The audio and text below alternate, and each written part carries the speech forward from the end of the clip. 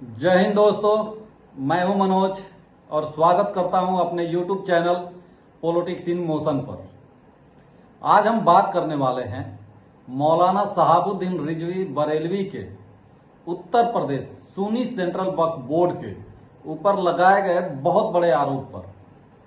मौलाना शहाबुद्दीन रिजवी बरेलवी जो all India Muslim जमात के राष्ट्रीय अध्यक्ष हैं, उन्होंने उत्तर प्रदेश सुन्नी सेंट्रल वक्फ बोर्ड पर बड़े आरोप लगाते हुए इसे भ्रष्टाचार का अड्डा बताया है और मुख्यमंत्री योगी आदित्यनाथ से इसे तत्काल भंग करने की मांग की है। उनका कहना है कि बोर्ड में इतनी भ्रष्ट प्रणाली है कि बिना रिश्वत कोई काम नहीं होता और छोटी छोटी मस्जिद, कब्रिस्तान या दरगाह की समितियां बनाने के लिए भी लोगों को बरसों तक वक्फ बोर्ड के चक्कर लगाने पड़ते हैं। वो कहते हैं कि यह व्यवस्था मुस्लिम के हित में बिल्कुल भी काम नहीं कर रही है, बल्कि केवल भ्रष्टाचार को बढ़ावा दे रही है।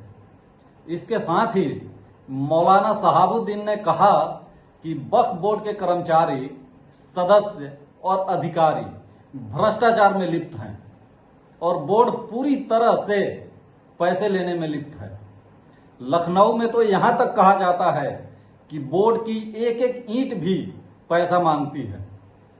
उन्होंने स्पष्ट किया कि इस गड़बड़ी के कारण वक्फ बोर्ड की जरूरत खत्म हो गई है और इसे सरकार को तत्काल भंग कर देना चाहिए। इस तरह के दावे वक्फ बोर्ड के प्रभावकारिता और ईमानदारी पर गंभीर सवाल उठाते हैं। मौलाना शहाबुद्दीन ने all India Muslim law personal board पर भी हमला बोला है और कहा है कि वह अपने मूल उद्देश्य से भटक गया है और उसमें राजनीतिक हस्तक्षेप बढ़ गया है। अब all India Muslim personal law board राजनीतिक दलों द्वारा हाईजैक हो गया है और मुस्लिम समुदाय के असली मुद्दों पर तो ध्यान ही नहीं दे रहा।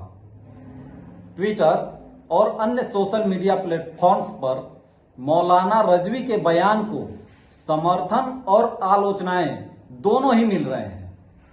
योगी आदित्यनाथ सरकार ने वक्फ बोर्ड को लेकर कई बार सख्त रुख अपनाया है।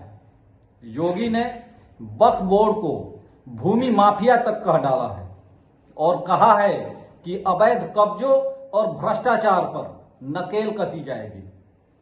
सरकार ने वक्फ संपत्तियों डिजिटलाइजेशन, ऑडिट और अवैध कब्जे की वापसी के लिए वक्फ संशोधन बिल प्रशिक्षण करवाया है।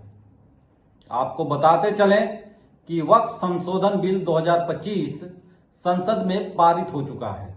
इसका उद्देश्य वक्फ संपत्तियों के प्रावधान को पारदर्शी और प्रभावी बनाना है। इस बिल के मुख्य बिंदु है कि वक्फ की परिभाषा और उसके नियमों में बदलाव किए गए।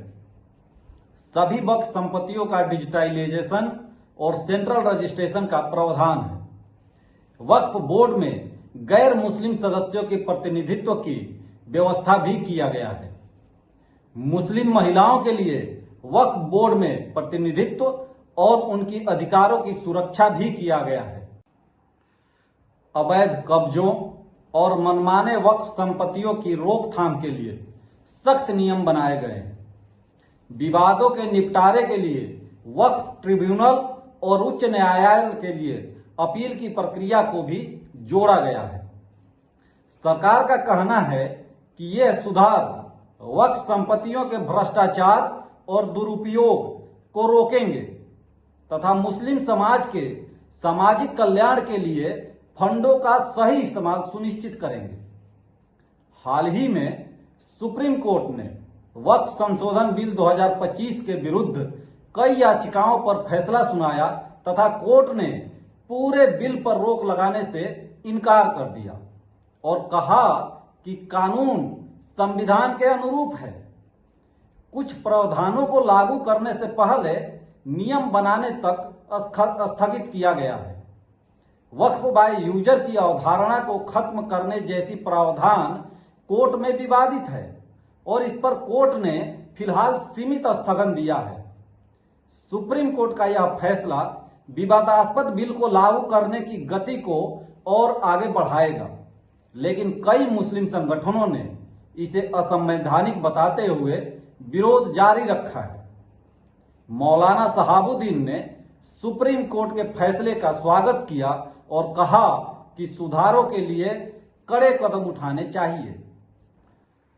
दोस्तों, मौलाना सहाबुद्दीन रजवी बरेलवी की आलोचनाएं और मांगे पूरी तरह से वक्फ बोर्ड की कार्य प्रणाली और मुस्लिम समुदाय के बीच बढ़ती नाराजगी को दर्शाती है। हालांकि उनकी कुछ बातों और बयानबाजी को विवादास्पद और राजनीतिक रूप से प्रेरित माना जा सकता है, फिर भी ये मुद्दे वक्फ संशोधनों में सुधार की आवश्यकता को उजागर करते हैं। पर जाहिर सी बात है, मुस्लिम समुदाय के अलग अलग हिस्सों में इस विवाद पर प्रतिक्रियाएं मिश्रित हैं। कुछ लोग इसे भ्रष्टाचार के खिलाफ आवाज उठाना मान रहे हैं, जबकि कुछ इसे राजनीतिक या व्यक्तिगत लक्ष्य के रूप में देख रहे हैं। यह मामला आने वाले समय में सामाजिक और राजनीतिक तनाव का स्रोत बन सकता है।